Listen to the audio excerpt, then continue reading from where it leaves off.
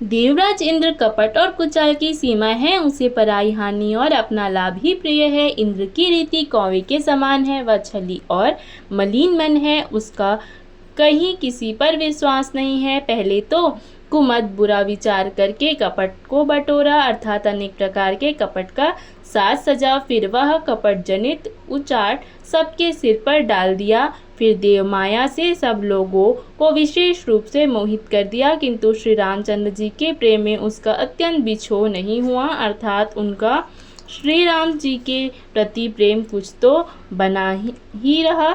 भय और उचाट के वश किसी का मन स्थिर नहीं है। क्षण में उनकी वन में रहने की इच्छा होती है और क्षण में उन्हें घर अच्छे लगने लगते हैं।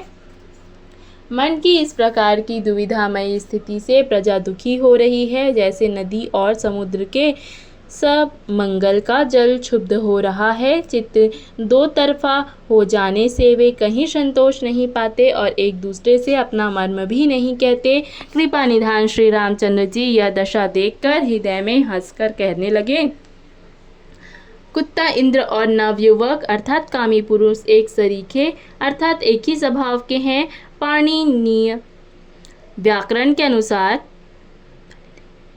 श्वन, युवन और मघवन शब्दों के रूप में भी एक सरीखे होते हैं। भरत जी, जनक जी, मुनिजन, मंत्री और ज्ञानी सब साधु संतों को छोड़कर अन्य सभी पर जिस मनुष्य को जिस योग्य पाया उस पर वैसे ही देव माया लग गई।